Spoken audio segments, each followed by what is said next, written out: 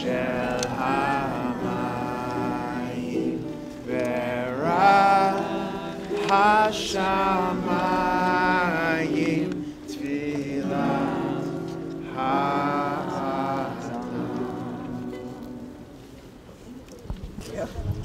But she mentioned your name, and I told her I would look for you. 13 years old. But I'm very mechanically inclined, and they put us into a airplane factory, and I became a pattern maker for the aircraft parts for the Messerschmitt and Heinkel. And I just 3 years ago went for a reunion to my last concentration camp, and I was able to obtain all my records of the work that I did and in the most beautiful calligraphy, my name, Glauben Mendel, next to my number, 14732. The whole page has about 33 names, and out of the 33 names, there were only 6 that were alive, all the others deceased. I really don't know what the reason of it is, but you know, they had full journals, and there was just no more names taken, you know. Oh, it came to a point where they just felt they don't want to take any more names, that's all. But people kept coming, they just didn't take the names? Or something, you know, in the journal that they were making, because they were it's unbelievable. We were a nobody. And look at the records that they kept. And I went to Flossenburg, and I was able to update 5 records on me. Wow. One with the numbering system. So it starts 14701, then it goes 2, 3, 4, 5, then 10, 20. When it gets to 30, I see 14730, then 31, 32, in the most beautiful calligraphy, Glauben Mendel. And because I was young enough, I was 13 years old, and I could do the work, then they made me, instead of 1930 or 28 that I am, they made me 1926. So I'm 87 years old.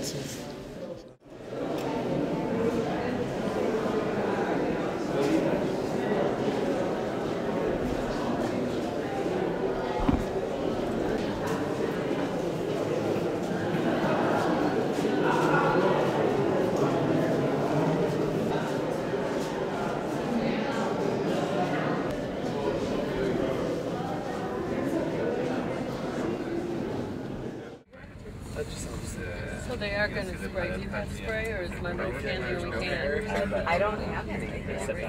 A lot of examples of memorial and art, because one of the ways that the world chose to memorialize what happened was through art. Jack pointed it out at the Radagast station, 2 examples of pieces of artwork. We're going to see a lot more of that. This is one. This memorial for world remembrance of innocent Jewish victims of Lodz and surrounding area, murdered by the Nazis in ghettos and camps during the years 1939 to 1945. May they forever be remembered in our hearts. So this is one example. If you look at the wall over there, you'll see a number of plaques. One of them is to memorialize the Roma, the gypsies, who were brought to the ghetto and then ultimately murdered by the Nazis. On the other side of the wall, you'll see a number of additional plaques and memorials for families, individuals, groups that were brought here and murdered.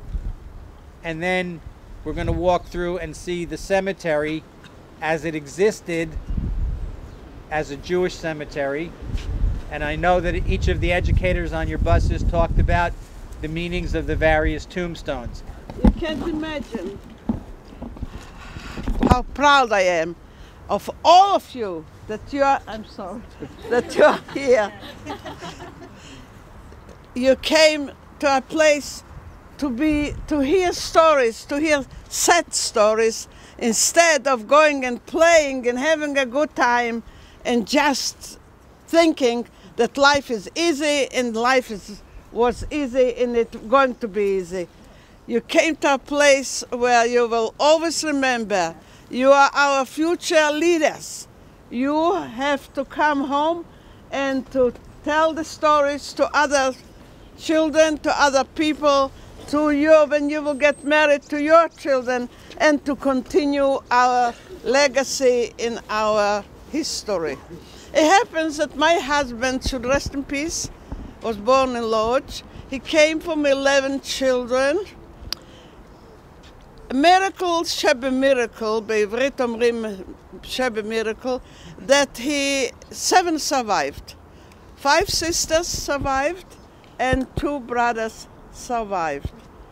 Now, it happens that my husband had parents that understood them, and they said, children, run, ratvetzach, save yourself. And my husband ran to, like you were told, to Bialystok. Now, the stories are really, I can tell you, they told me a lot of stories. And you heard already a lot of stories, but it happens that it touched me because it is in my family. Then one time he walked over to her and he was standing next to her. So she told me she had a watch. So she stretched out her hand and said to the Nazi, take it, take it.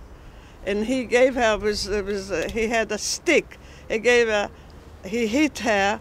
And then he hit her right here, and up to date, she's still alive. Up to date, she suffers from they were hitting her, but she survived. And he pushed her with his leg and said, "You Schwein, you Chazir, no? Pig, you pig, get away! I don't need your watch." So these are stories, horrible stories. But I appreciate that you are listening and you want to listen to us. Thank you. Yes, come right into here. Is that where you want to be in this video? No? Because there was such a shortage of food, because there was no heat, because there was no water, because there was overcrowding, anyone who found little pieces of wood, took apart furniture, fences, any piece of wood they could find to burn for some warmth. The winter of 1942 is very historical. It was a very, very, very cold winter. It caused many, many deaths. What really keeps me awake very often at night are images that I see in videos of people that have died in their homes. And then what do you do with the bodies? You put them outside to be picked up by these wagons the next morning. What was very precious when it's cold like that is the clothes. Very often the bodies were put out without clothes. And I can't imagine. I don't want to imagine.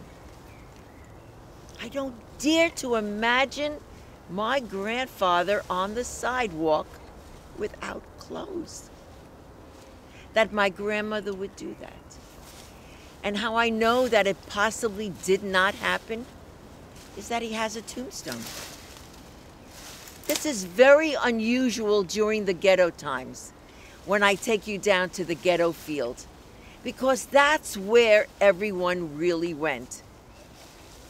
And here, what my grandmother must have done to get him maybe taken out of the house, put into a grave. When my father, who lived through the war, and that's why I'm here, came and he found his father's tomb, he found his father's grave.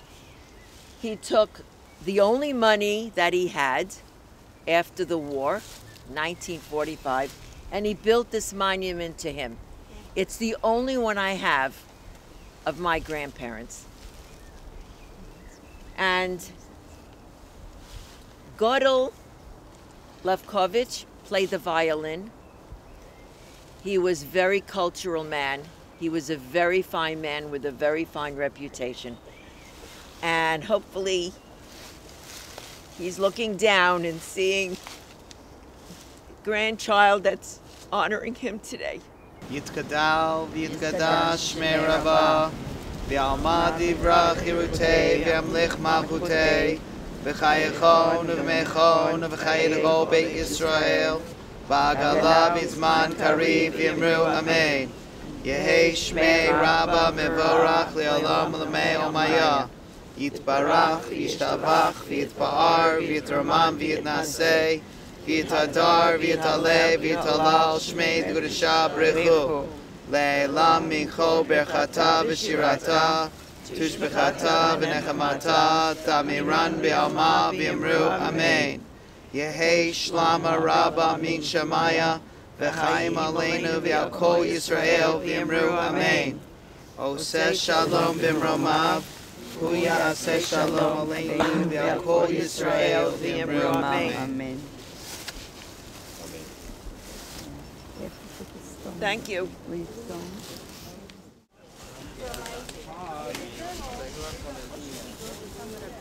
There's some. I can read if you need the Hebrew, if you need to read the Hebrew. We're gonna go. You see that.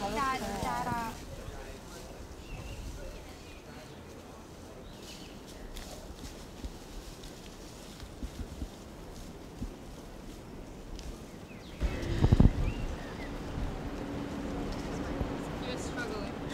Or is this a picture? There you go.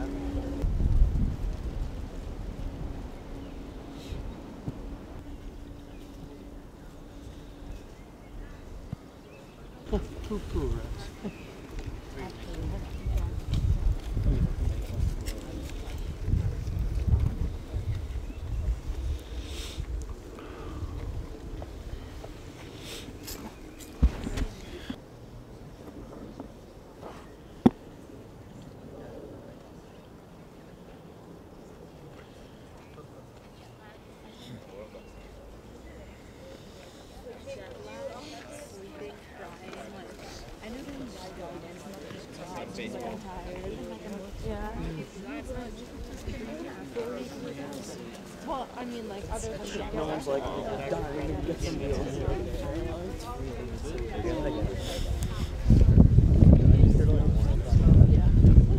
I thought they would be bad since this phone was